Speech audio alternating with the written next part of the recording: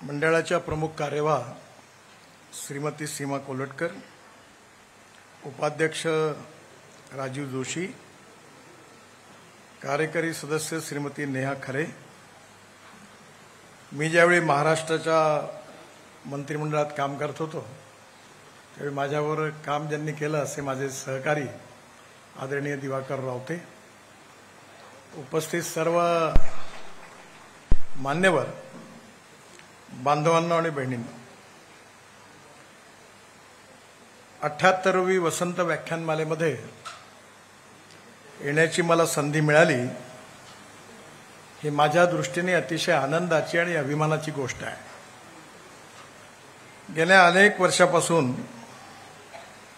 या कार्यक्रमाचं निमंत्रण मला मिळालं, पण दरवेळेला काहीतरी अडचणीच्या याने ते मी येऊ शकलो नाही।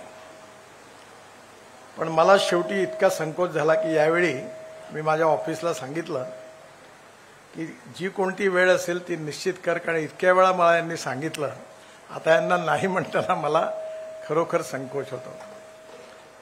मला आज आपल्यामध्ये येण्याची संधी मिळाली याचा अतिशय आनंद आहे। आज आपण सगळेजण बाबासाहेब आंबेडकरांचं त्यांच्या स्मृतींना अभिवादन करतोय।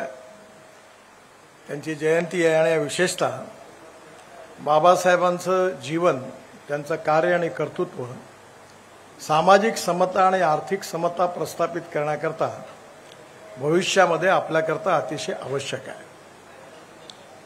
आपल्या या व्याख्यानाच्या माध्यमातून आपण लोकांसमोर अनेक लोकोपयोगी आणि समाजोपयोगी विषय लोकांपर्यंत पोहोचवण्याचा उत्तम प्रयत्न केला आहे। कुठल्याही समाजाची निर्मिती व्हायची असेल तर लोकप्रबोधन, लोकशिक्षण आणि लोकसंस्कार या त्रिसूत्रीवरती आधारित आहे। आणि म्हणून भूतकाळातला गौरवशाली इतिहास असेल, वर्तमान काळातलं कर्तृत्व असेल किंवा भविष्याचा वेध घेणारी उद्दिष्ट असतील, या सगळ्यांकरता विचार मंथन अतिशय आवश्यक आहे। एकाने चांगलं सांगितलंय की आपल्या देशामध्ये विचार भिन्नतेपेक्षा विचार शून्यता ही खरी समस्या आहे आणि त्यामुळे सगळ्याच विचारांबद्दल सन्मान ठेवून त्या विचाराच्या अनुरूप त्याचं मंथन करणं हे या व्याख्यानमालेच्या माध्यमातून, वसंत व्याख्यानमालेच्या माध्यमातून अनेक वर्षापासून आपलं मंडळ करत आहे। याबद्दल मी सगळ्यांना मनापासून खूप खूप शुभेच्छा देतो। आज जो विषय आपण मला सांगितलेला आहे तो देशाच्या विकासाशी आणि भविष्याशी जुळलेला आहे आणि तो विषय विशेष रूपाने आज आधुनिक जगामध्ये एका विषयाची चर्चा होते आहे आणि ती चर्चा जी आहे ती भूतानच्या प्रधानमंत्र्यांनी युनोमध्ये एक भाषण केलं आणि त्या भाषणामध्ये त्यांनी सांगितलं की आपल्याला विश्वामध्ये आणि आपल्या देशामध्ये डोमेस्टिक हॅपी ह्युमन इंडेक्स हा वाढवला पाहिजे, हा सुखांक वाढवला पाहिजे।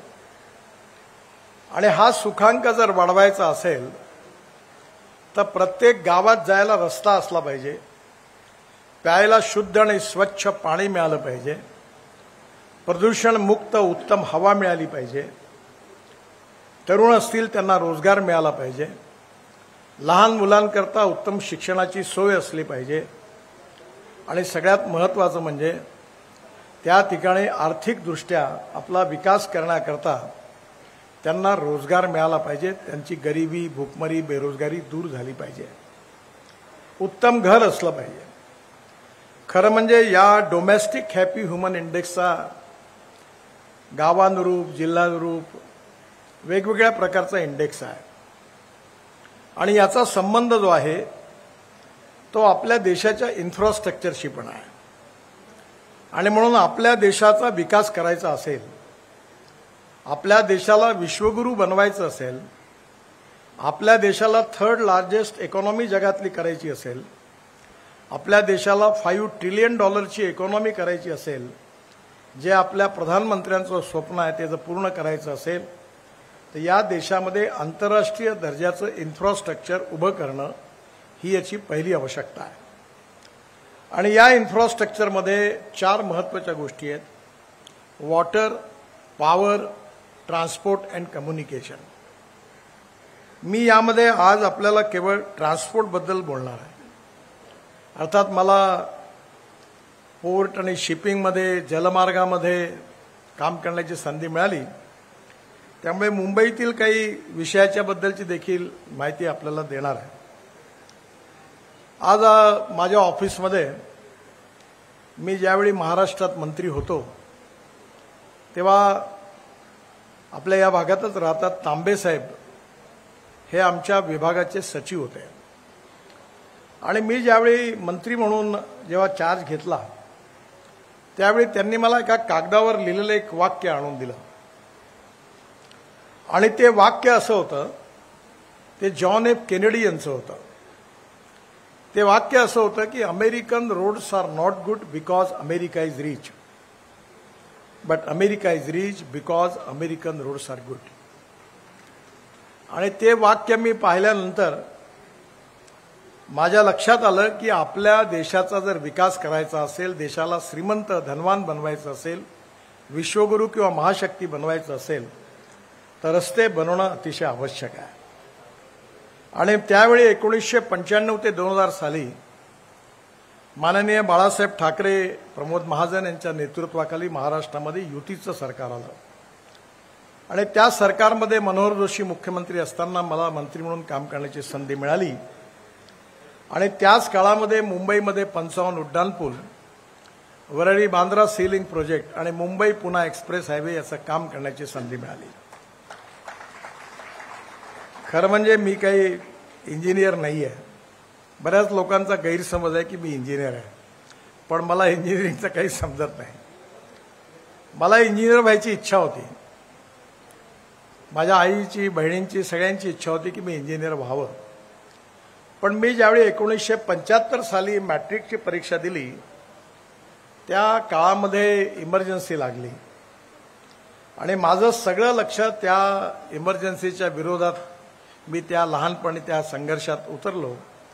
त्याचा परिणाम असा झाला की माझं चांगलं पर्सेंटेज एकदम डाऊन झालं आणि मला 52% मार्क फक्त मिळाले आणि सायन्स ग्रुपमध्ये 49.26% मिळाले.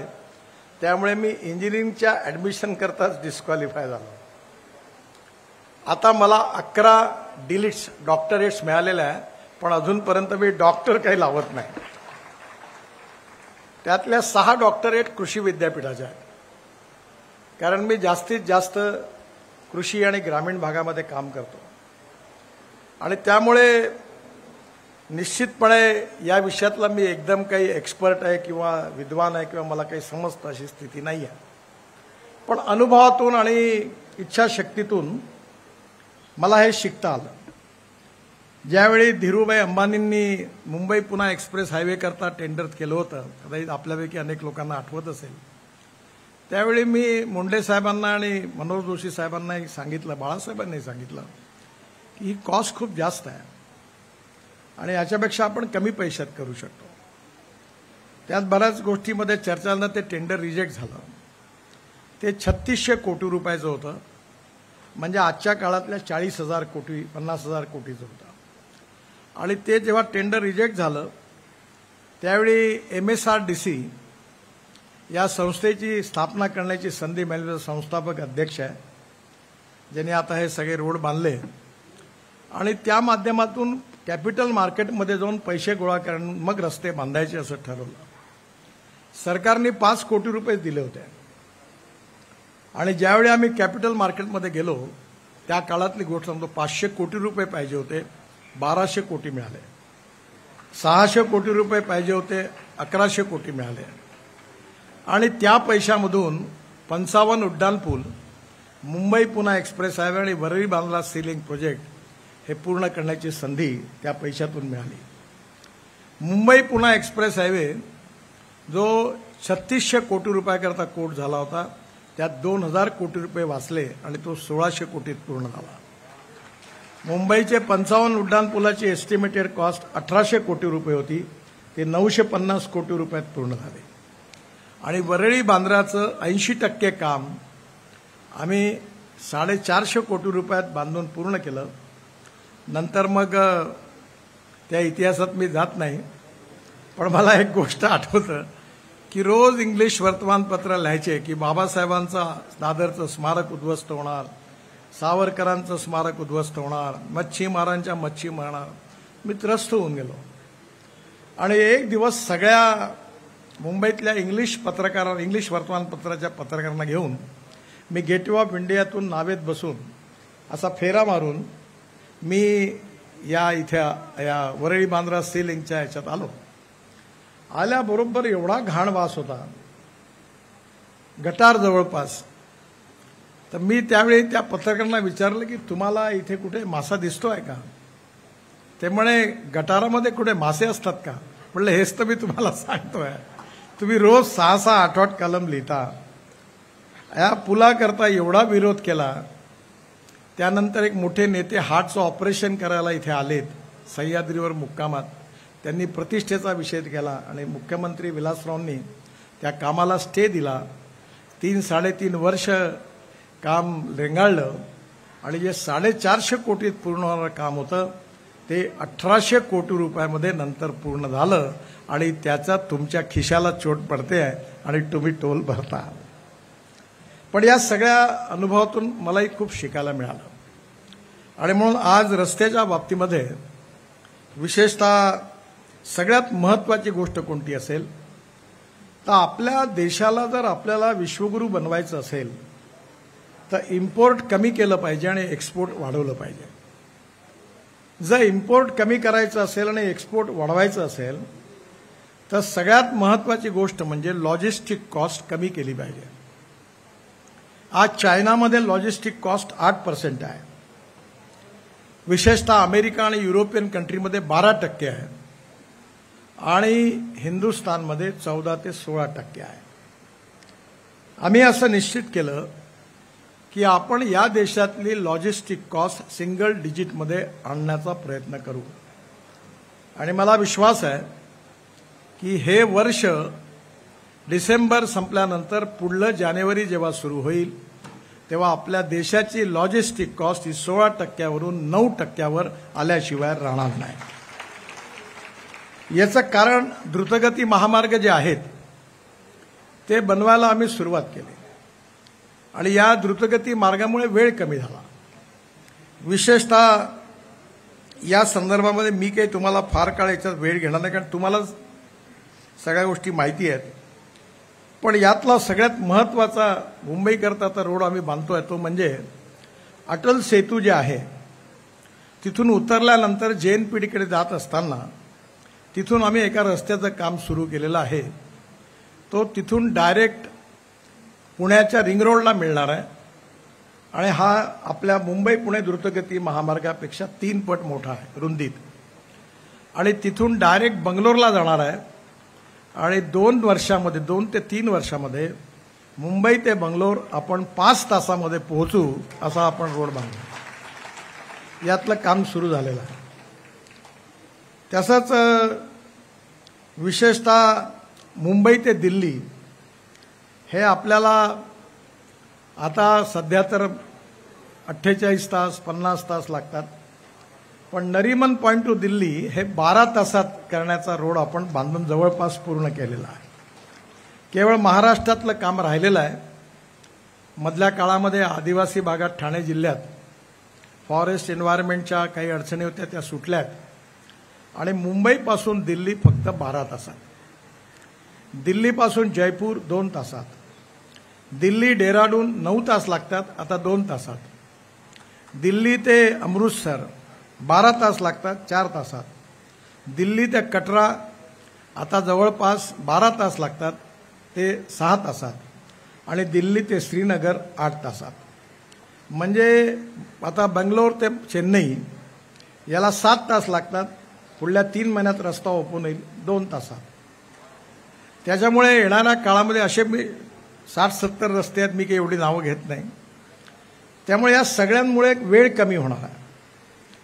पण केवळ वेळ कमी नाही होणार, तर या सगळ्यांची विशेषता अशी आहे की रस्त्याच्या बरोबर आम्ही दुसरा निर्णय घेतला, तो म्हणजे आपल्या देशामध्ये 22 लाख कोटी रुपयाचं फॉसिल फ्युएल आपण इम्पोर्ट करतो आणि या पेट्रोल डिझेलमुळे मोठ्या प्रमाणावर आपल्या देशामध्ये प्रदूषण होतं आणि म्हणून प्रदूषण ही खूप मोठी समस्या आहे.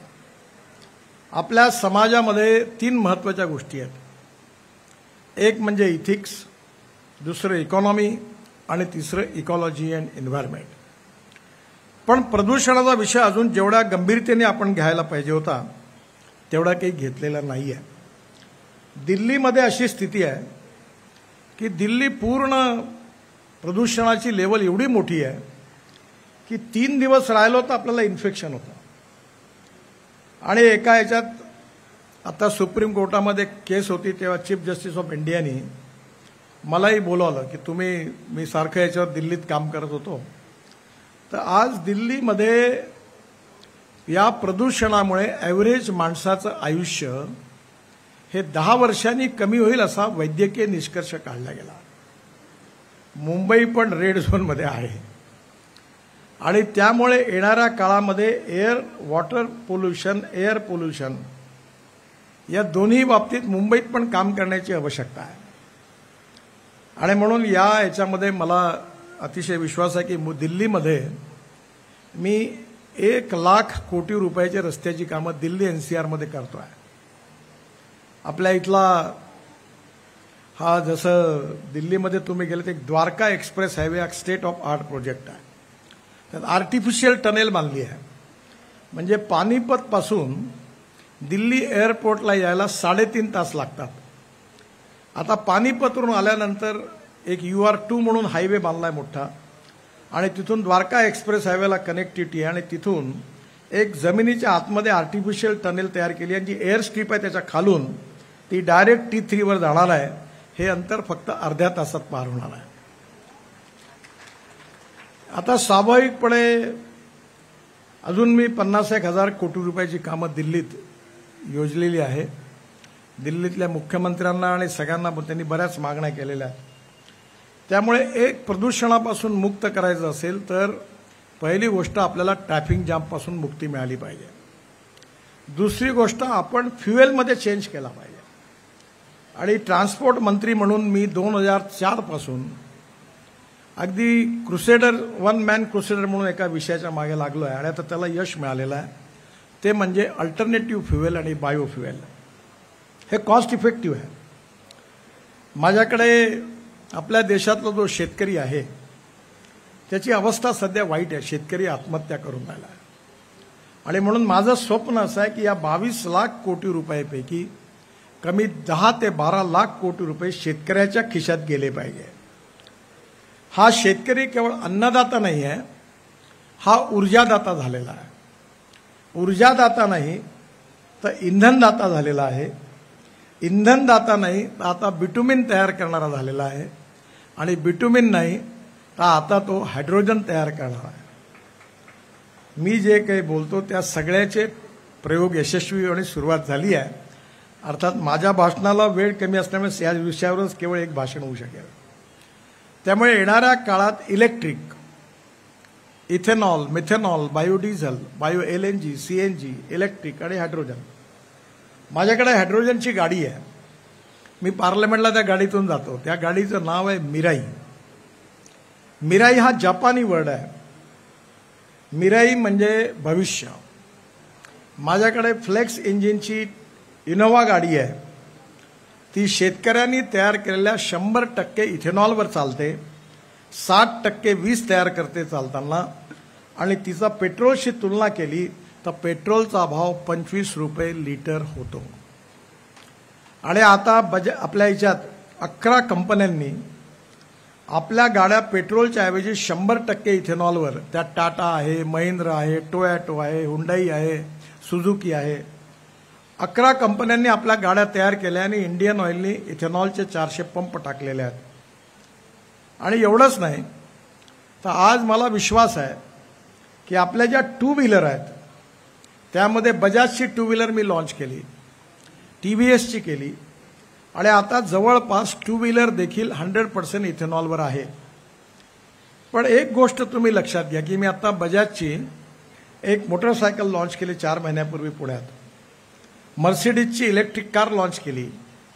तर बजाजची जी मोटरसायकल आहे ती जर पेट्रोलच्या ऐवजी सीएनजीवर जर वापरली तर 1 किलोमीटरचा खर्च आहे ₹2.40 पेट्रोल करता आणि सीएनजी करता खर्च आहे ₹1.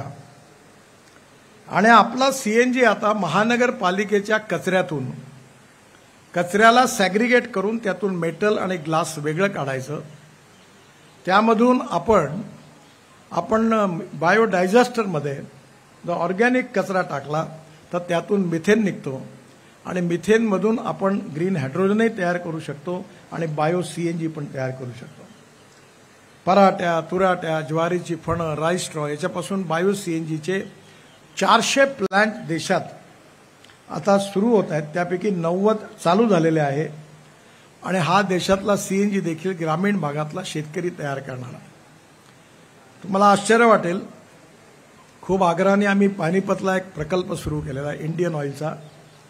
त्यामध्ये जे परली आहे ज्याला राईस स्ट्रॉ म्हणतात, जी जाळल्यामुळे दिल्लीचं प्रदूषण होतं, ती 220 लाख टन पंजाब आणि हरियाणात जाळतात आणि त्याचं सगळं पोल्युशन दिल्लीमध्ये येतं. जर आपण रात्रीच्या वेळी विमानातून खाली बघितलं तर सगळे शेतं असे आग लागल्यासारखे दिसतात. त्यामुळे त्या परळीमध्ये आता 20 लाख टन परळी यूज झाली आहे आणि पुढल्या 5 वर्षात परळी जळणार नाही. कारण आता मी नेहमी 2 फिलॉसॉफी लोकांना सांगतो. एक म्हणजे innovation, entrepreneurship, science, technology, research, skilled and successful practices. We name it as knowledge. And conversion of knowledge into wealth is the future. आणि दुसरं मी सांगतो की no material is waste and no person is waste. It is depending upon the appropriate technology, appropriate vision of the leadership that you can convert waste into wealth. तर आता ही परलीपासून पानिपतला जो plant सुरू झालेला आहे तो 1 lakh litre ethanol, bio ethanol per day, 150 tonne bio bitumen आणि त्याचबरोबर 78,000 tonne per year bio aviation fuel, हवाई इंधन, हे पण तयार व्हायला सुरुवात झालेली आहे. त्यामुळे येणाऱ्या काळामध्ये एव्हिएशन फ्युएल देखील शेतकरी तयार करणार आहे आणि त्यामुळे ग्रामीण भागातला जो प्रश्न आहे शेतकऱ्यांचा तो नक्की सुटणार आहे. कारण गहू, तांदूळ, ज्वारी, मका लावून काही शेतकरी समृद्ध होऊ शकत नाही. आणि आज जे 400 प्लांट आपण टाकलेत त्या प्लांटमध्ये जेव्हा सीएनजी तयार करतो त्याचं बाय प्रोडक्ट आहे लिग्नंट. आणि मी स्वतः सेंट्रल रिसर्च ऑर्गनायझेशनच्या मागे लागून आम्ही एक प्रोजेक्ट केला की हे जे लिग्नंट आहे हे पेट्रोलियम बिट्युमेनमध्ये टाकलं आणि यूज टायरची रबर पावडर आणि 7% प्लास्टिक टाकून एक बिट्युमिन तयार केलं. ते एवढं चांगलं तयार झालं की पेट्रोलियम बिट्युमिनपेक्षा ते 50% चांगला असा रिपोर्ट सेंट्रल रिसर्च ऑर्गनायझेशनने दिला. आणि मग आम्ही नागपूर जबलपूर नॅशनल हायवेवर मनसरच्या जवळ 1 किलोमीटर रस्ता बांधला आणि त्याला आता सगळ्या टेक्निकल कंपनीने सर्टिफाय केलं. मी सगळ्या ऑइल कंपनीच्या चेअरमनला माझ्याकडे बोलवलं, पेट्रोलियम मंत्र्यांना बोलवलं, नॉन कन्व्हेन्शनल एनर्जीचे मंत्री आले आणि मी त्यांना सांगितलं की आता तुम्ही तुमच्या रिफायनरीमध्ये तुम्ही हे लिग्नंट जसं इथेनॉल पेट्रोलमध्ये टाकता तसं लिग्नंट विकत घ्या आणि ₹50 किलोचं बिट्युमिन आहे इम्पोर्टेड, तर हे ₹35 किलो आहे. तुमचे पैसेही वाचतील, पोल्युशन कमी होईल, import substitute, cost effective, pollution free आणि इंडिजिनियस. आपल्या देशामध्ये 95 लाख टन डांबर लागतं. त्यापैकी इंडियन रिफायनरीची क्षमता 50 लाख टन आहे. आणि जर हे 35% लिग्नंट आणि वेस्ट प्लास्टिक आणि वेस्ट रबर पावडर आपण टाकली टायरची, यूज टायरची, तर आपल्या देशामध्ये 15 लाख टनचं इम्पोर्ट कमी होईल. आणि हाच खऱ्या अर्थाने आत्मनिर्भर भारत निर्माण करण्याचा मार्ग आहे आणि स्वदेशी आणि स्वावलंबनाचा विचार आहे. आता फायनल स्टेजमध्ये आहे आणि आता याची लवकरच सुरुवात होणार आहे. त्यामुळे या सगळ्या प्रयत्नामधून एक गोष्ट महत्त्वाची आहे की लॉजिस्टिक कॉस्ट कमी होईल. आणि लॉजिस्टिक कॉस्ट ही रोड आणि त्याचबरोबर रोडच्या बरोबरीने फ्युएल या 2 क्षेत्रात होणाऱ्या बदलामुळे होणार आहे. मला अतिशय आनंद आहे की आता मी काही रोडबद्दल फार काही बोलणार नाही, कारण तुम्ही कुठेही जाल तरी नागालँड, आसाम, मेघालय, त्रिपुरा, तुम्हाला आता आमच्याकडे बरेच लोक नागपुरातले इकडे तिकडे फिरतात आणि मला सांगतात काश्मीरमध्ये गेलो, धाब्यावर जेवलो, त्यांनी विचारलं कुठून आला, नंतर नागपूरहून आलो. ते म्हणतात तुम्ही बिल नाही घेणार तुमचं. तुम्ही अरुणाचल, मेघालय, त्रिपुरात गेले तरी ही स्थिती. इतक्या लोकांची प्रगती झाली. त्यामुळे तुम्ही आता आपण नागपूरहून आलोय असं सांगा म्हणजे तुमचाही फायदा होईल. मोठ्या प्रमाणावर याचा सोशो इकॉनॉमिक इम्पॅक्ट आहे. मी जेव्हा 2014ला मंत्री झालो त्यावेळी 385 प्रोजेक्ट नाही 406 प्रोजेक्ट 3,85,000 कोटी रुपयाचे हे बंद पडलेले होते. अकाउंट 3 लाख कोटीचे अकाउंट एनपीए झाले होते. सगळ्या कंपन्या जमीनदोस्त झाल्या होत्या. लँड एक्विशन नाही झालं, एन्व्हायरमेंट फॉरेस्ट क्लिअरन्स मिळालं नाही, रेल्वेचे क्लिअरन्सेस मिळाले नाही. त्यामुळे सगळे प्रोजेक्ट अडकले होते. मी 3-4 वर्ष मेहनत केली आणि 40,000 कोटी रुपयाचे प्रोजेक्ट मी टर्मिनेट केले आणि 3 लाख कोटी रुपयाचे प्रोजेक्ट पुनरुज्जीवित केले आणि भारतीय बँकांना 3 लाख कोटी रुपयाच्या एनपीए पासून वाचवलं. आता तुम्ही म्हणाल मी करोडोत बोलतो, 1 लाख, 2 लाख, 3 लाख, 50 लाख कोटी, तर तुम्हाला वाटेल की आता नेते आले की असं बोलतच असतात हे माझं रेकॉर्ड करून राहिले. त्यामुळे मी तुम्हाला सांगतो या देशात पैशाची कमी नाही आहे, इमानदारीने देशाकरता काम करणाऱ्यांची कमी आहे. आणि मला मुंबईच्या स्टॉक एक्सचेंजचा नेहमी आशीर्वाद मिळाला. जेव्हा आमच्याजवळ काहीच नव्हतं तेव्हा भरभरून पैसे दिले आणि आता तर मी मुंबई स्टॉक एक्सचेंजमध्ये आमच्या एक इन्व्हिट मॉडेलला लॉन्च केलं. 7 दिवसाचा वेळ होता. मी माझ्या परिवाराबरोबर पहिल्यांदा गोव्याला गेलो. बरं का मी कुठे जात नाही, आम्ही सगळे मिळून गेलो होतो. पहिल्या दिवशी 7 तासात आमचा bond issue 7 times over subscribe झाला. पाऊस पडला पैशाचा. तर मला आमच्या मेंबर फायनान्स जो होता रिझर्व्ह बँकेत डेप्युटी गव्हर्नर होणार, तो मला फोन आला घाबरत तो सर जल्दी आओ. बोला क्यों? बोले ये 7 दिन छोड़ो 7 घंटे में इतना पैसा इकट्ठा हो गया कि आगे ये वापस कैसे करना ये प्रॉब्लेम होगा. मी दुसरे सकाळी 7 वाजता विमानाने मुंबईत आलो. मुंबई स्टॉक एक्सचेंजमध्ये गेलो, घंटी वाजवली आणि बॉन्ड इश्यू बंद केला. एवढा पैसा आहे. मी दरवर्षी आता ठरवलं की 10 लाख कोटी रुपयाची कामं करायची. आणि मी असा मंत्री आहे, मी नेहमी सांगतो सगळ्या मुख्यमंत्र्यांना की माझ्याजवळ द्रौपदीची थाळी आहे. तुम मांगते मांगते थक जाओगे पर मैं देते देते थकूंगा. आणि माझं मॉडेल एवढं चांगलं आहे की मला काही पैशाची कमी नाही. हे माझ्यासमोर भारतीय जनतेचे आहेत. त्यामुळे क्वालिटी उत्तम राहिली पाहिजे. आणि दुसरी, आजपर्यंत मी 50 लाख कोटी रुपयाची कामं करून चुकलो आहे, पण अजूनपर्यंत एकही करप्शनचा आरोप झाला नाही. पूर्ण ई टेंडर आहे, ट्रान्सपरन्सी आहे. त्यामुळे कुठल्याही कॉन्ट्रॅक्टरला माझ्याकडे त्याचा ठेका मंजूर करून येण्याकरता गरज पडत नाही. पण एक गोष्ट मी सांगितली, काम खराब केलं की ठोकल्याशिवाय राहणार नाही. त्यामुळे आज आपल्या देशाच्या रस्त्याचा दर्जा हा अतिशय उत्तम आहे. आता काही गोष्टी आहेत ज्या मला माहिती नाही आपल्याकडे कशावर आपला विश्वास आहे नाही, पण आता मुंबई गोवा आता खूप अडचणी आल्या, पण तुम्ही काळजी करू नका. या वर्षीच्या जूनपर्यंत हा रस्ता 100% पूर्ण होईल. कारण बराच रेंगाळला तो. एक दिल्ली जयपूर आणि मुंबई गोवा हे आमच्या डिपार्टमेंटमधले थोडेसे ब्लॅक स्पॉट आहे. त्याच्या अडचणी खूप आहेत. कोकणामध्ये तुम्हाला मी सत्य सांगितलं तर चालणार नाही. 3 एकर शेतीचे मालक 14 आणि 15 आणि ते समोपचाराने कोणी ऐकून घ्यायलाच तयार नाही. भावाभावात भांडण, कोर्ट केसेस, त्या जमिनीचे मोबदला देता देता पुरे वाढतात आणि म्हणून अडचणी सुटलेल्या आहेत. तेव्हा येणाऱ्या काळामध्ये हा जो रस्त्याचा दर आहे तो एवढा वाढलेला आहे की मला असं वाटतं की नक्कीच या काळामध्ये आता रस्त्याची समस्या राहणार नाही. आम्ही 3 लाख कोटी रुपयाचे रस्ते नॉर्थ ईस्टमध्ये बांधतो आहे. 7 सिस्टर जे आसाम, मेघालय, त्रिपुरा, नागालँड अरुणाचल प्रदेश या सगळ्या भागामध्ये उत्तम रस्ते बांधतोय. तुम्हाला मी विनंती करीन की तुम्ही 2 ठिकाणी जरूर जा. एक, तुम्ही श्रीनगरला नेहमी जाता काश्मीरमध्ये, पण श्रीनगरच्या पुढे जा. म्हणजे तुम्ही जर हिमाचल प्रदेशला गेले तर मनाली आहे. मनालीवरून रोहतांग पासला जायला 3.5 तास लागायचे.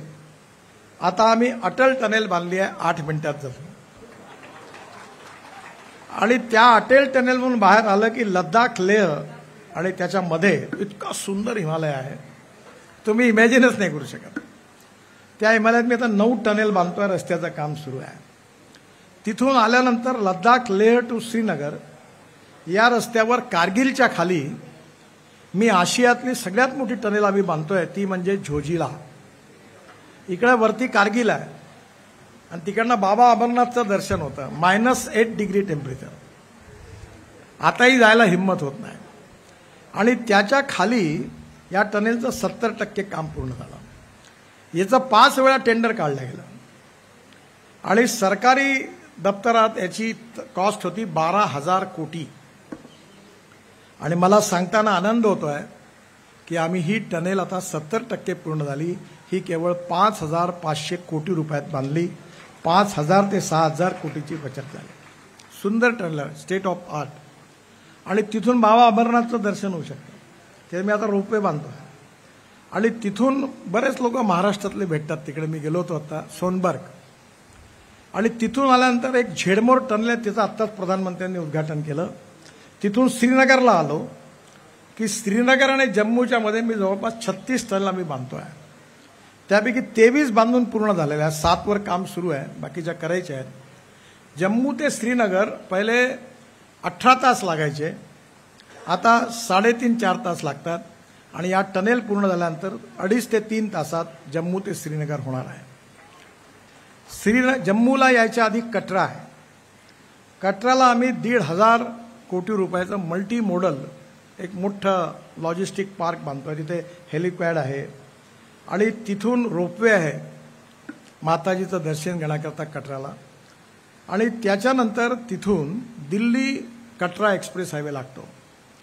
त्या हायवेने आपण अमृतसरला येऊन दिल्लीला आलो की दिल्लीला आल्यावर दिल्ली मुंबई हायवे, द्वारका एक्सप्रेस हायवेने दिल्ली मुंबई हायवेला जोडलो की आपण सुरतपर्यंत येऊ.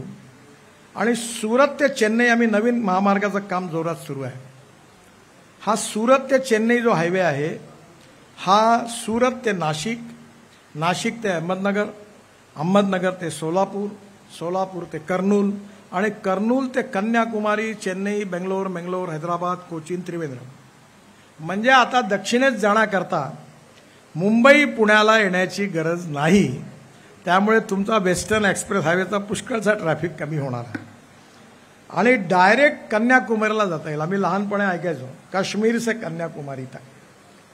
ते हे काश्मीर से कन्याकुमारीचं स्वप्न पुढल्या 1 वर्षाच्या आत पूर्ण होईल असा विश्वास मी आपल्या सगळ्यांना देतो. म्हणजे हा मुंबई दिल्ली तर 1,00,000 कोटीचा आहे. हा जो सुरत चेन्नई आहे हा 70,000 कोटीचा आहे. जवळपास 10,00,000 कोटी रुपयाचे द्रुतगती महामार्ग मी बांधतोय. याची संख्या 57 आहे. आणि त्यामुळे पहिल्यांदा जसं नॅशनल हायवे होता, आता ॲक्सिस कंट्रोल एक्सप्रेस हायवे आहे. त्यामुळे आपल्याला रोडवर कुठेही हे होणार नाही. 178 टनेज 460 किलोमीटरच्या 2.5 कोटी रुपयाच्या आम्ही सध्या बांधायला घेतल्यात.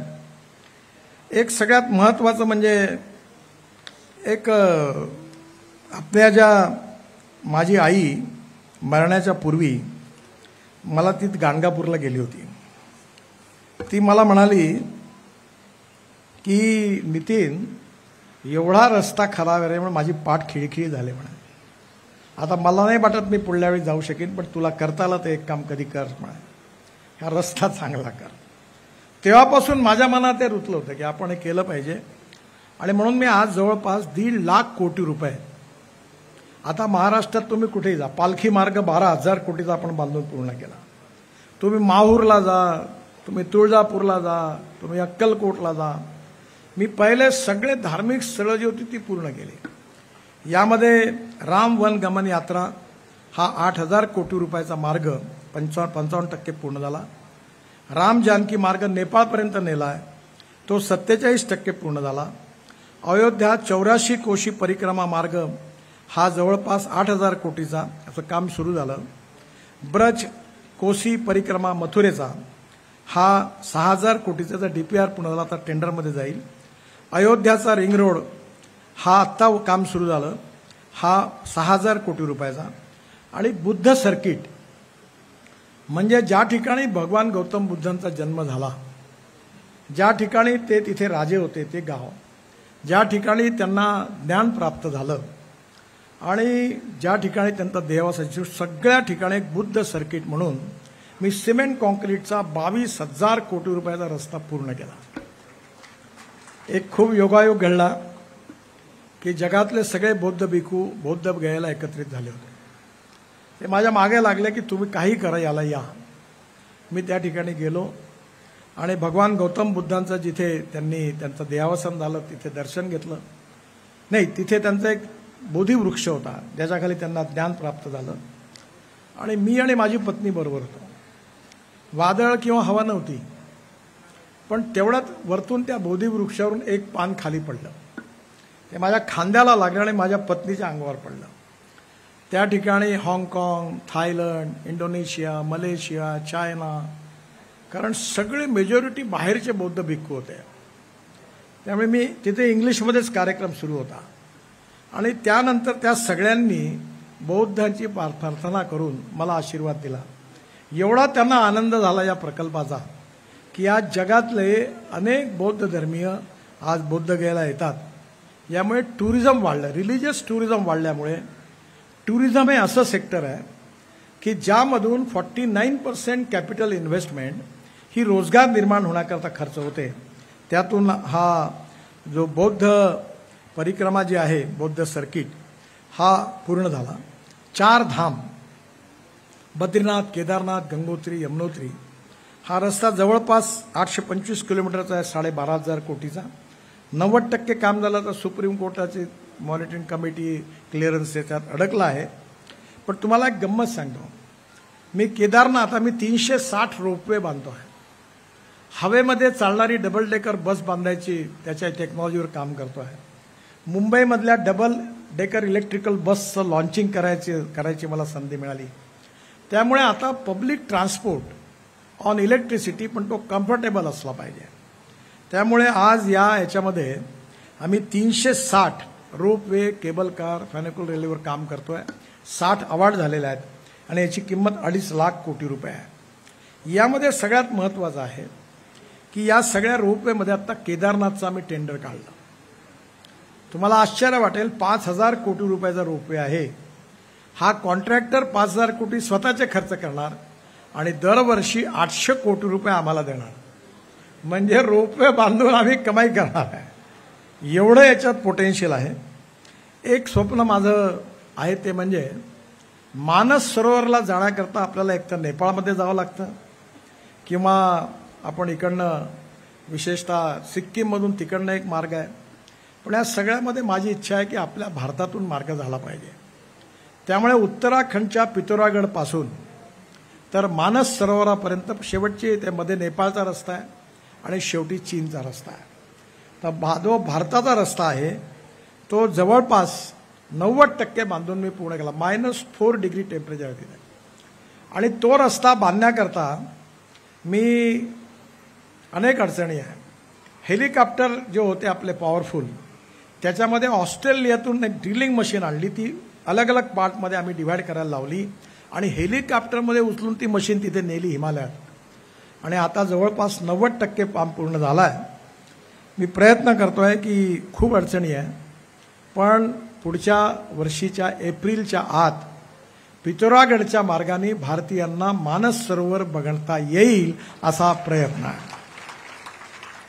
पालखी मार्ग जवळपास पूर्ण होत आला. तुकाराम महाराजांची पालखी ज्ञानेश्वर म्हणजे 12,000 कोटी रुपयाचा. नंतर बेट द्वारका, ओखा, सुदर्शन तोही आहे. वाराणसी टू अयोध्या आहे. हे 1.5 लाख कोटी रुपयाचे जवळपास केवळ आपण टुरिझम वाढणारे रस्ते बांधतो आहे. हे बरेचसे पूर्ण होत आलेले आहेत. आणि यामध्ये सगळ्यात महत्त्वाची गोष्ट आहे की या सगळ्यांमुळे आपल्या देशात रोजगार निर्माण होणार आहे. कारण ज्या ठिकाणी आता तुम्हाला एक सांगतो मी, तुम्ही दिल्लीला कधी जात असाल तर गुडगावच्या, दिल्ली ते गुडगाव, धौला कुवार टू गुडगाव कधी रस्त्याने जा, तुमचा काहीच ट्रॅफिक जाम नाही. 2 लाख PCUचा ट्रॅफिक आहे. मी तिथे एका लग्नाला गेलो आणि 2.5 तास अडकलो. मी ठरवलं पुन्हा येणार नाही इकडे. आता तो रस्ता मी मोठा बांधला आहे.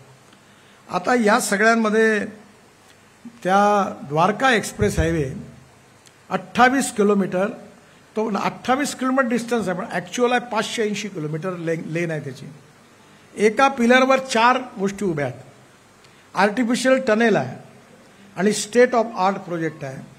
आणि हा जो प्रोजेक्ट आहे हा आता अर्धा पूर्ण झाला, अर्धा आता 15-20 दिवसात उद्घाटन होणार आहे. आणि या प्रोजेक्टमुळे खरं म्हणजे खूप मोठा ट्रॅफिक जाम, प्रदूषण दिल्लीतलं कमी होणार आहे.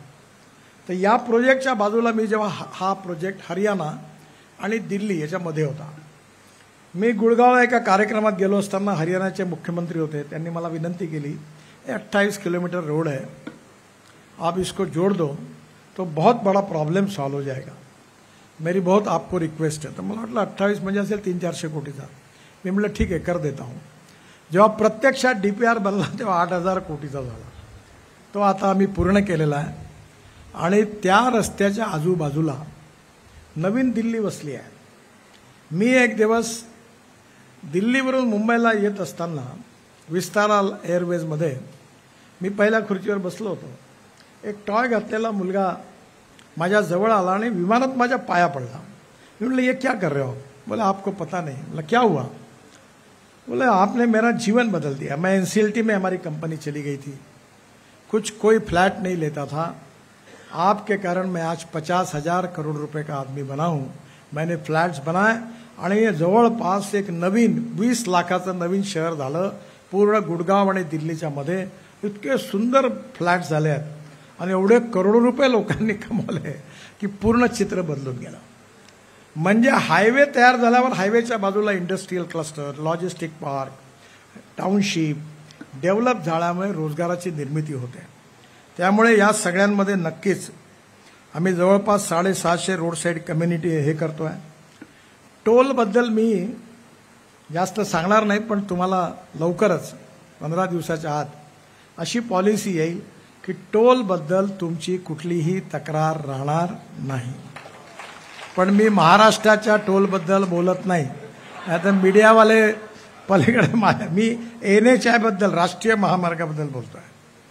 एक चांगली गोष्ट झाली की वेस्ट टू वेल्थ आम्ही 80 लाख टन कचरा रोडमध्ये टाकला. दिल्लीमध्ये एक गाझीपूर नावाची हे आहे, टेकडी आहे, कचऱ्याच्या 4 टेकड्या आहेत, त्याची 7 मीटर हाईट कमी झाली.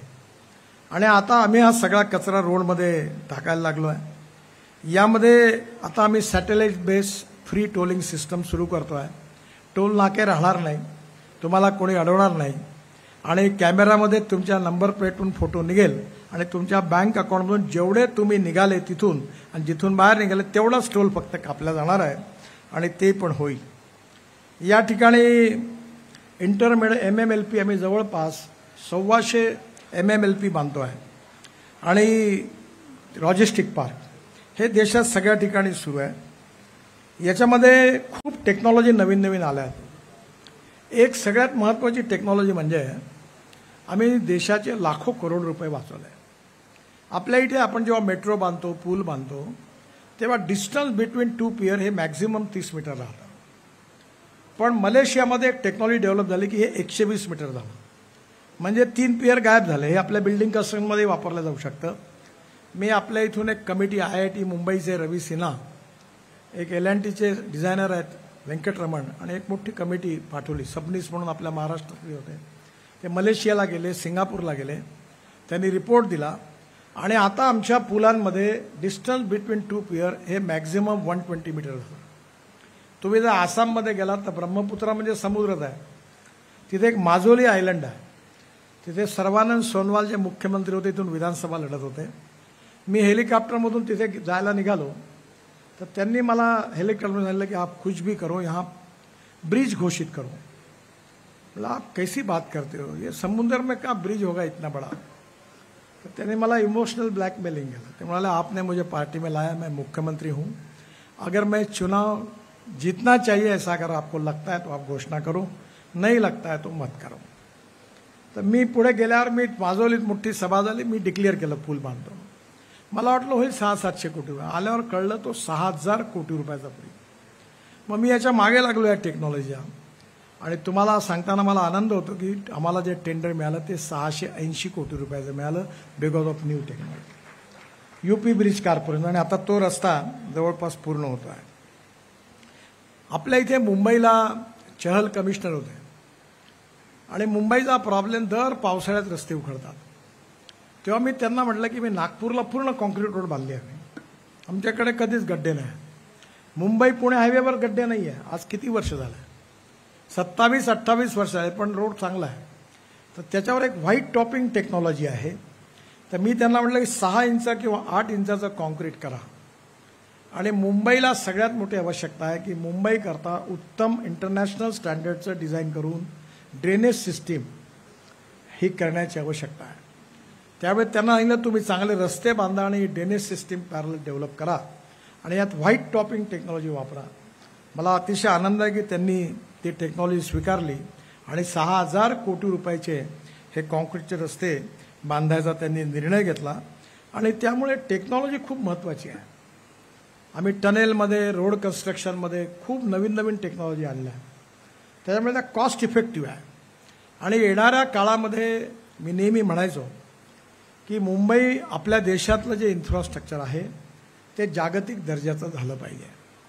तर मी नेहमी म्हणायचो की आमच्या देशातले रस्ते हे अमेरिकन रोड्सच्या बरोबर झाले पाहिजे. मला मधल्या काळात अमेरिकेतले काही लोक दिल्लीत येऊन भेटले आणि त्यांनी सांगितलं तुम्ही चूक बोलता. मला एकदम म्हटलं काय सांगता. तर ते मला म्हणाले की तुम्ही अमेरिकन रोडपेक्षाही तुमचे रोड चांगले आहेत. एका टीव्हीच्या कार्यक्रमामध्ये मेरठची एक महिला होती, तिने स्वतः अमेरिकन नागरिक होती, तिने स्वतः सांगितलं. आणि म्हणून मी तुम्हाला विश्वास देतो की पुढल्या 2 वर्षाच्या आत इंडियन रोड इन्फ्रास्ट्रक्चर नॅशनल हायवेचं हे अमेरिकेपेक्षा चांगलं राहील असा विश्वास देतो. आज हे काम होत असताना मला पाण्यावर काम करण्याची संधी मिळाली. मी जवळपास 23 भांडणं होती राज्यामध्ये. त्यावेळी मी वॉटर रिसोर्स मंत्री होतो. मी सगळ्यांना बोलवायचो, मुख्यमंत्र्यांना, आणि म्हणालो दरवाजा बंद कर, जोपर्यंत तुम्ही सोल्युशन काढत नाही तो मी दरवाजाच नाही उघडत. तर मी 23 पैकी 17 भांडणं मिटवली. आणि एक काश्मीरमधून, विशेषतः पंजाबमधून एक इंदिरा कॅनॉल आहे, त्या कॅनॉल पूर्ण फुटून गेला होता. तो पूर्ण कॅनॉल कॉन्क्रीटचा बांधल्यामुळे आता राजस्थानच्या 7 डिस्ट्रिक्टला पाणी मिळालं. आणि त्याचबरोबर एक महत्त्वाची गोष्ट म्हणजे भारत आणि पाकिस्तान झाल्यानंतर 3 नद्या भारताला मिळाल्या आणि 3 नद्या पाकिस्तानला मिळाल्या. पण आपल्या हक्काचं पाणी पाकिस्तानला चाललं होतं. मी त्याच्यावर प्रोजेक्ट तयार केला आणि ते पाणी थांबवून ते पंजाब हरियाणात वळवण्याचं, राजस्थानपर्यंत आणि उत्तर प्रदेशपर्यंत येईल याची व्यवस्था केली, त्याचा क्लिअरन्स केला. तर परिणाम पाकिस्तानमध्ये माझे पुतळे फुकले लोकांनी. पण मी काही चिंता केली नाही. या देशात पाण्याची कमी नाही, या पाण्याच्या नियोजनाची कमी आहे. आपल्या सगळ्यांना माहिती असेल की आंध्र प्रदेशमध्ये एक पोलावरम धरण माझ्या काळात 60,000 कोटी रुपयाचं मी मंजूर केलं. त्याचं बरंचसं काम झालेलं आहे. त्या गोदावरीचं 1300 TMC पाणी समुद्रात जातं. मी कर्नाटकच्या मुख्यमंत्र्यांना, तामिळनाडूच्या मुख्यमंत्र्यांना बोलवतो, तुम्ही कशाला भांडता आपसात, पाणी भरपूर आहे. हे ओरिसा, बंगालकडनं ओरिसातून जे पाणी, गडचिरोली महाराष्ट्रातून, आंध्र तेलंगणातून पोलावरम थ्रू गोदावरीचं पाणी जे जातं, त्यात मी 47 नदी जोड प्रकल्प तयार केले. या बेसिनचं पाणी त्या बेसिनमध्ये, त्यातलं केन बेतवा आता सुरू झालं, 2 प्रकल्प सुरू झाले. आता माझ्याकडे ते डिपार्टमेंट नाही, पण ते 1300 TMC पाणी वाचवून हे जे गोदावरीचं पाणी आहे ते कृष्णेमध्ये, कृष्णेचं पाणी पेन्नारमध्ये आणि पेन्नारचं कावेरीमध्ये जर टाकलं तर तामिळनाडूच्या टेल एंडला ते पाणी जाईल. म्हणजे कर्नाटक आणि तामिळनाडू पाण्याचा प्रॉब्लेम राहणार नाही. आणि माझ्या मताने पाणी ही सगळ्यात मोठी समस्या आहे. आज आपल्याकडे एकीकडे बिहारमध्ये, नेपाळमधून एवढं पाणी येतं, तिथे त्या पाण्याला थांबून मोठं धरण बांधायची योजना होती. मी नेपाळच्या प्रधानमंत्र्यांना सांगितलं की तुम 2000 करोड दे नाही सकते. या पाण्यामध्ये 6000 मेगावॅट पॉवर तयार होणार आहे. 4,000 भारताला मिळणार आहे, 2,000 तुम्हाला मिळणार आहे. तुम्ही एक काम करा, 1,000 मेगावॉट पॉवर आम्हाला द्या आणि 100% आम्ही आमच्या खर्चाने हा पूर्ण प्रकल्प बांधू आणि ज्या दिवशी तुमच्या हिश्श्याचे पैसे पॉवर जेवढी विकत घेऊ तेवढे पूर्ण होतील, त्याच्यानंतर ही पॉवर तुम्ही वापरा, तुम्हाला फायदा होईल. तो प्रकल्प महत्त्वाचा आहे. आणि म्हणून आज विशेषतः पाण्यामध्ये आपण नद्यांना पूर तर थांबवलाच पाहिजे, पण जलमार्ग बांधले पाहिजे. माझ्या काळात मी वाराणसी टू हल्दिया हा 1300 किलोमीटरचा जलमार्ग बांधला आणि हल्दियावरून पुढे बंगालच्या महासागरातून आपण डायरेक्ट ब्रह्मपुत्रेतून डायरेक्ट आपल्या नॉर्थ ईस्टमध्ये जातो, गुवाहाटीत जातो. या सगळ्याचं 3.5 मीटरचं ड्रेजिंग केलं. त्या काळामध्ये सुषमा स्वराज विदेश मंत्री होत्या आणि त्यांनी मला बोलावलं आणि मला म्हटलं की बांगलादेशच्या प्रधानमंत्र्याची इच्छा आहे की हा जलमार्ग मुंगली पोर्टला बांगलादेशपर्यंत जोडावा. तर मी म्हटलं याला 300-400 कोटी रुपये लागतील. तर म्हणे तू एक काम कर नितीन, बांगलादेश आपल्या संबंध चांगले आहेत, तू जर हे करता आलं तर कर. म्हटलं तुम्ही म्हणाल तर मी करतो. ते म्हणाले करून दे. आणि मी बांगलादेशमध्ये घुसून 300 किलोमीटर जाऊन 350 कोटीकून ब्रह्मपुत्रेचं ड्रेजिंग त्या मुंगली पोर्टपर्यंत केलं. आज ते चालू आहे. आपल्या देशात 108 जलमार्ग घोषित केले. याचा इम्पॅक्ट महत्त्वाचा हा आहे की तुम्ही रोडने गेले तर 10 रुपये खर्च आहे, रोडने गेले तर 10 रुपये खर्च आहे, रेल्वेने गेले तर 6 रुपये खर्च आहे फॉर एक्झाम्पल, आणि पाण्याने गेले तर 1 रुपया खर्च आहे. आणि त्यामुळे जलमार्ग तुम्ही युरोपमध्ये जा, फ्रान्स, जर्मनी, इटली कुठेही जा, प्रत्येक इंडस्ट्रियल एरिया नदीच्या बाजूला आहे आणि त्याचे कंटेनर नदीमध्ये टाकून मग ते बाहेर पोचतात. त्यामुळे येणाऱ्या काळामध्ये आम्ही 108 जलमार्ग तयार केले आणि त्याच्यामध्ये आतले 9-10चं काम पण झालं. आणि विशेषतः मी एक प्रयत्न केला, क्रूज टुरिझम सुरू केला. आपल्या इथे BPTमध्ये मोठं क्रूज टर्मिनल बांधलं आहे. आणि हे जसं भारतमाला नावाची आमची योजना होती 15 लाख कोटी रुपयाची, तशी 16 लाख कोटी रुपयाची मी एक सागरमाला योजना तयार केली. माझं बजेट फक्त 800 कोटी रुपये आणि योजना बनवली 16 लाख कोटीची. तुम्ही म्हणाल पैसे कुठून आणले? तर हे जे 12 मेजर पोर्ट आहेत त्याच्या आधारावर जवळपास आता 11 लाख कोटी रुपयाची कामं पूर्ण झाली. JNPT हे वर्ल्डमधलं 3rd लार्जेस्ट आता कंटेनर पोर्ट आहे. इथला ड्राफ्ट 14.5 मीटर आपण केला. BPTमध्ये सुंदर मुंबई बनवण्याची एक योजना तयार केली होती, पण नंतर ती माझ्याकडे ते डिपार्टमेंट नाही राहिलं. पण विशेषतः मी एक योजना मुख्यमंत्र्यांना तयार करून दिली आहे की मुंबईचा जो नवीन एअरपोर्ट आहे, तो ऑलरेडी संजय भाटिया BPTचे अध्यक्ष होते तेव्हा अभ्यास करून रिपोर्ट त्यांना दिलेला आहे. ती योजना ही आहे की वॉटर टॅक्सी, की मुंबईमधल्या कुठल्याही दिशेने आपण नव्या मुंबईच्या एअरपोर्टवर केवळ 17 मिनिटात पोहोचू. म्हणजे वसई विरारपासून तर गेटवे ऑफ इंडिया पण कुठूनही. आणि त्याकरता वॉटर टॅक्सी सुरू करण्याबद्दलची ती योजना आहे. आणि माझ्या आग्रहाखातर त्या एअरपोर्टवाल्यांनी जेटी पण बनवून ठेवली आहे. तुम्हाला जर कल्पना यायची असेल तर तुम्ही इटलीमध्ये रोममध्ये गेले असाल, कुठलं शहर आपलं पाण्यात ज्याच्यात हॉटेल्स आहेत, वेनिस, तिथे आपण हॉटेलमधून उतरलो की नावेत बसतो आणि मग एअरपोर्टला जातो. तसं मुंबईच्या सर्व दिशेने त्या एअरपोर्टला जोडता येईल अशी स्थिती आहे. मुंबईच्या आसपास पण मी 30,000 कोटी रुपयाची कामं करतो आहे. आपल्या इथे पनवेलला मुंबई दिल्ली हायवेला या नवीन एअरपोर्टला जोडणारा रस्ता आहे. पनवेलचं जंक्शन भारतातलं सगळ्यात पोल्युटेड चौक कोणता असेल तर मुंबई पुणे हायवे जिथून ते पनवेलचं जंक्शन, त्यामुळे ते गोव्याकडे रस्ता जातो, तिथे आम्ही ते आता इम्प्रुव्हमेंटला घेतलेलं आहे. एकंदरीत या सगळ्या काळामध्ये आपल्या देशाचं इन्फ्रास्ट्रक्चर उत्तम होत आहे. मी एकटाच काम करतोय असं नाही, राज्य सरकारही काम करतात आहेत. त्यामुळे येणाऱ्या काळामध्ये या देशामध्ये जर उत्तम इन्फ्रास्ट्रक्चर झालं तर इंडस्ट्री, ट्रेड, बिझनेस वाढणार आहे. आणि इंडस्ट्री, ट्रेड, बिझनेस जर वाढला तर कॅपिटल इन्व्हेस्टमेंट होणार आहे. आणि कॅपिटल इन्व्हेस्टमेंट झाली तर एम्प्लॉयमेंट पोटेन्शियल वाढणार आहे, रोजगार मिळणार आहे. आणि रोजगार मिळाला तर इरॅडिकेशन ऑफ पॉवर्टी म्हणजे गरिबी दूर होणार आहे. हा देश सुखी व्हावा, समृद्ध व्हावा, संपन्न व्हावा, शक्तिशाली व्हावा, हा विश्वगुरू व्हावा, हा जगातली महान आर्थिक शक्ती व्हावं, हीच या देशातल्या सामान्य माणसाची इच्छा आणि महत्वाकांक्षा आहे. आणि म्हणून मी नेहमी सांगतो की politics is a instrument of socio economic reform. आपल्याला या सामाजिक आर्थिक परिवर्तनामध्ये काम करणं हा खरा राजकारणाचा उद्देश आहे. पॉवर पॉलिटिक्स, सत्ताकारण म्हणजेच केवळ राजकारण नाही. समाजकारण, राष्ट्रकारण आणि विकासकारण, that is the true meaning of politics. We need to redefine the definition of politics. पण हे होऊ शकतं. दुनिया झुकती है, झुकाने वाला चाहिए. मी पण लोकसभेत निवडून आलो, पण मी लोकांना सांगितलं की माझ्या एजेंडावर चालणार आहे. जात पात की बात करोगे तो ठोक दूंगा, नहीं आना मेरे यहाँ. मेरे हिसाब से चलेगा. आपको देना है तो वोट दो, नहीं देना है तो आपका अधिकार है.